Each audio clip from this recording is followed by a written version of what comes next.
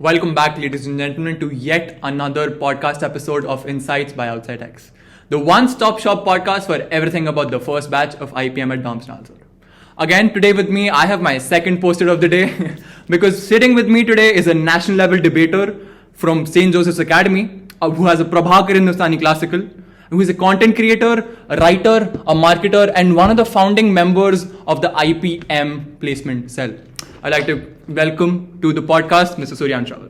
Thank you so much. Welcome. Good to be here, I think. Great to be here. All right. So now that we've given a brief about you to the organization and to the people in itself. Yeah. One thing that made us really intrigued to have you here was the fact that you have been in the PlaceCom as well. Yeah. Because everything of the first batch that has gone out for the internships and everything that have gone out was essentially under you and your team, right? So why don't you walk me through the process of getting all the placement NGOs coming in this one location, having them in one file, placing them down, dragging them down, round 1, 2, 3, 4, getting the top 20 that we ended up applying to. Right. So the process starts in a very natural way that you go on to the internet and you start researching, right?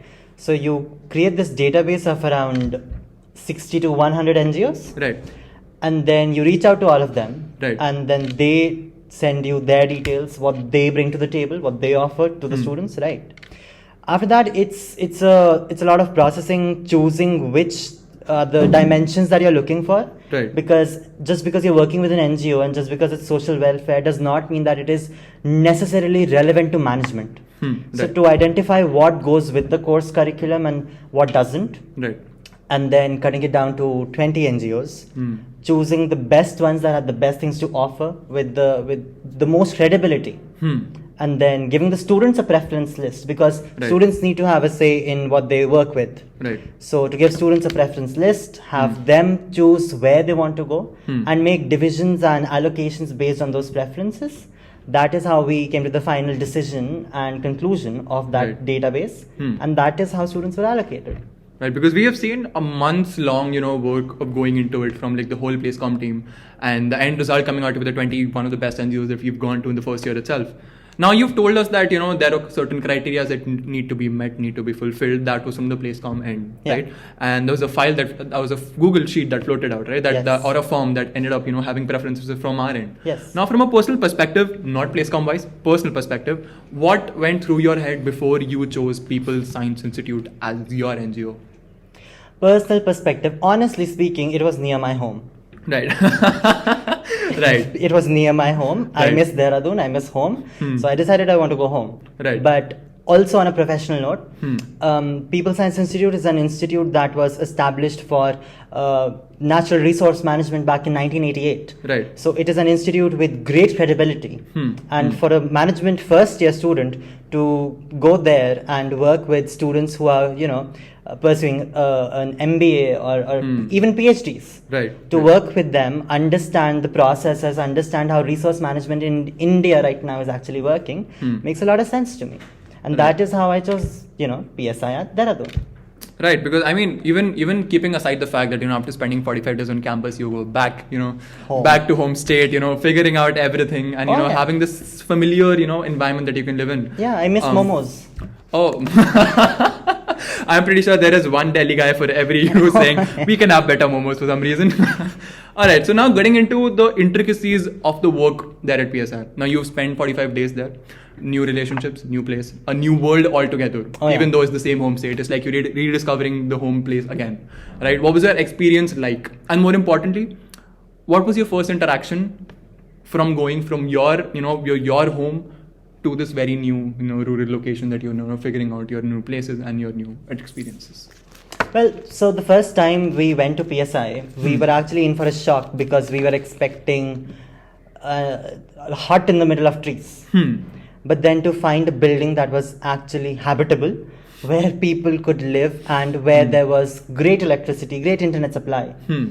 That made our work easier because somewhere or the other it gives you that comfort that these are the amenities that you're used to and you will receive them along the way. But then we started working there and we started understanding how processes work. And so we were essentially concerned with this river basin project, Hindon River Basin project. Right. So on the first day itself, everything was made very clear to us that this is what you will be working with. These are the people who you will be working with. The field visits will be so, and this will be the duration. So because the management had everything written down and everything very clearly, quoted for their own selves, that is why the process it didn't feel artificial. It was a very natural process. We go there, we get work, we start working, and it was a very successful endeavor. Right. So now going a little deeper into the intricacies behind the Hindon River project. Yeah. So you had a couple of reporting officers that you had to report to. You had to talk to on a daily basis, figure out your work schedule. What was your first interaction with your reporting officers like? So even though we had a different reporting officer, our first interaction, and in fact a majority interaction, went with the head of the institute. So I find that we were lucky in that department because to be able to work with Mr. Debashish Sen, Dr. Debashish Sen, who is a brilliant mind, and to, it was never a teleological thing where it was just means to ends with him. No. Right. He would always get into the depths of things and explain to us how even a small little thing such as a resource map where you just have to go to a village, identify where the problems lie, identify what is causing the water to be polluted. Even a small thing like that, he actually took an entire week of explanation and telling us each and every single minute detail and making sure that we were working to 100% efficiency. Right. So I think that is something which is unique to the place. Right. So like efficient management in their end, figuring out clear laid out processes and making you guys feel comfortable. Definitely. Right. So now going into the portion of, the whole habitability question. So now that you've gone there, you figured out the institute, you figured out the headquarters, what was the living situation like? Because I know you were fairly close to your hometown, but you had 3 more people with you. I'm assuming Priyabrat was one. You had Dehra with you, and you had Vinayak, who's the current cameraman right now. You had with you when you went to Dehra. Yeah. And you were with you when you went to PSI. Yeah. So what was the living conditions there like? The living conditions, honestly, they spent most of their time at my home. Right. So did I. Right. It would not be fair if I dropped them at my home and left. Right. So all of us for the first 3 days were at my place. Then we decided to go to the institute. The institute was more than accepting of all of us, and we had free lunch, free stay. Even the travel was free. Right. So like even if you are going to a field visit to any particular place, the NGO was taking it up, and we had to give them bills. Right. As long the great thing about working with People Science Institute was they said that we want honest work. We don't want shoddy work. So if you give them honest work, they will choose to give you all the necessities that you need and the amenities that you would want from any organization that you're working with. Right. So even the food, a very major concern for a lot of students, even because I got to know through the placement committee that a lot of students did face a few problems at their NGOs with regards to food, because when you go to a new place, you don't really know how, what the flavor is going to be like, whether it's going to suit your palate. Right. But then PSI was more than understanding, and they had a cook who was there. And so the cook was ensuring that the flavor palette of every person was met. Right. And to have that, to be able to sleep in a dorm where you are safe and protected, I think work is not difficult after that.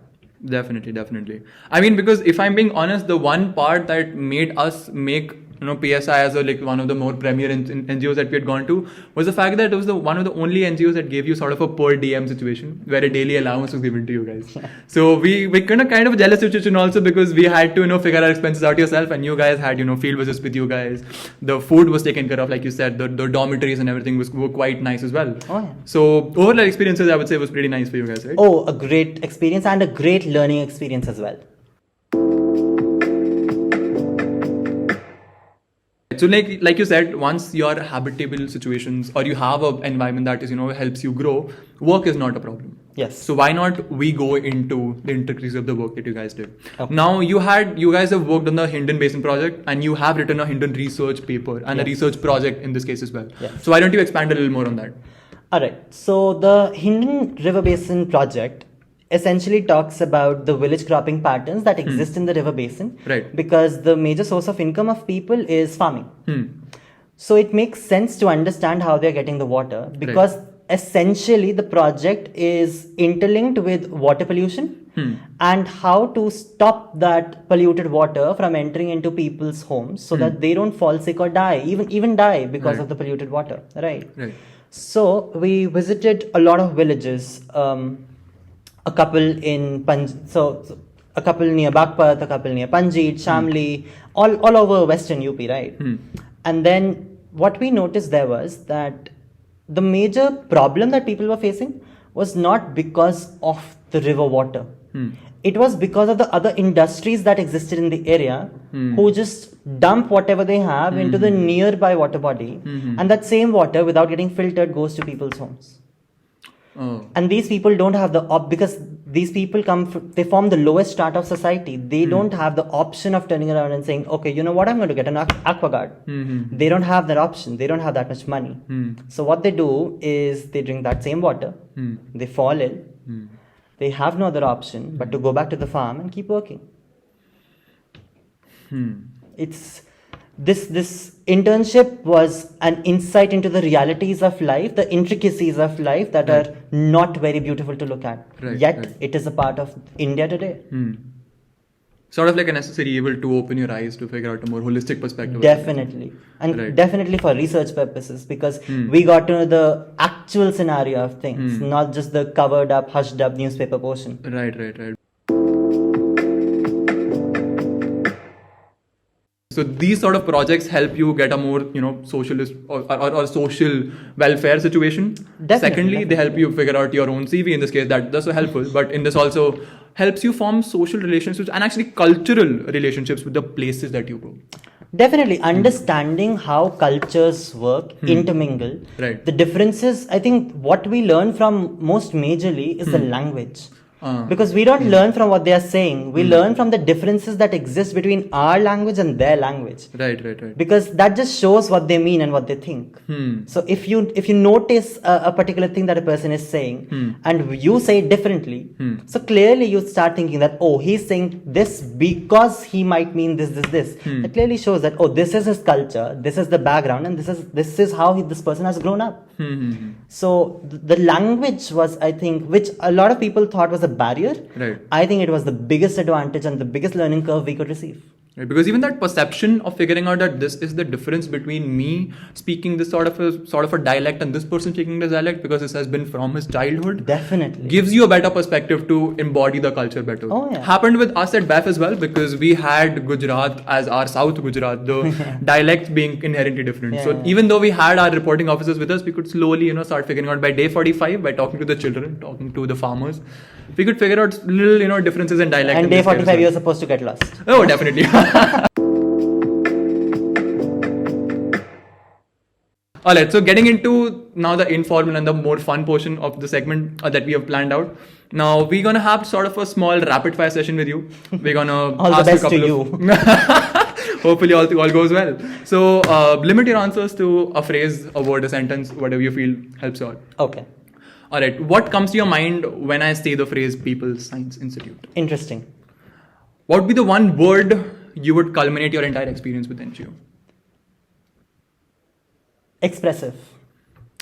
What will be the phrase that you would put in to express your feelings about the Hindon Research Project? The good, the bad, and the ugly. Right. And a phrase, or sort of an enactment, or sort of your feelings about the work culture. About the work culture? Yeah.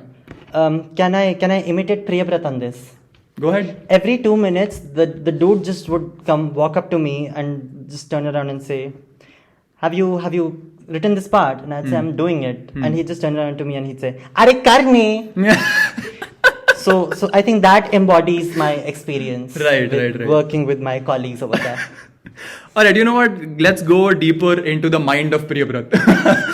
Any fun experiences that you have had? Expand as much as you want. With PSI, with Priyabrat, let's say Pathak, Vinayak in this case, also with Dehradun. Any fun experiences you have had with your 45-day experience in PSI? All of it was fun. Right. but the one that is coming to my mind right now. Hmm. So we completed our work that day, and we decided that there's a river called Tons. So we decided that we are going to go and visit it, right? So we go to Tons, and 4 boys wading through the river, and then all of us stand at the bank, and then I am making a video. If you want, I'll give you the video as well. And I see a slipper floating on the river. And all of us are looking at it. And that's when Priyabrat realizes that's his. And so there is a video that begins with the words, Iski chappal doob gayi. Everywhere we went, calamities happened. Thanks to Priyabrat. Thanks to Priyabrat. And even there, to some extent. What was your final takeaway on day 45 as you were leaving? Don't mess with your reporting officer. I feel like there's a story there. Let's not. Right. Don't mess with your reporting officer to anybody who's watching, who will go for any internships, please. Right. But then, when you work with people, you understand that people work differently. And every person comes with their own thought process. They add something to the table that nobody else will. Because there are certain things that are just unique to every individual. We don't have to be resistant to them, we have to accept them. Understand them, accept them, because if you do that, then you've conquered your own hesitances that you might have in working with people. Right. Not only people from other institutes, not only people at the organization, but the people that go with you as well. So I think that would culminate the podcast episode for this. Thank you so much for coming. Great to be here. Alright, so we're gonna be back with yet another speaker, yet another episode, and yet another organization in another episode of Insights by OutsightX. Stay tuned for more.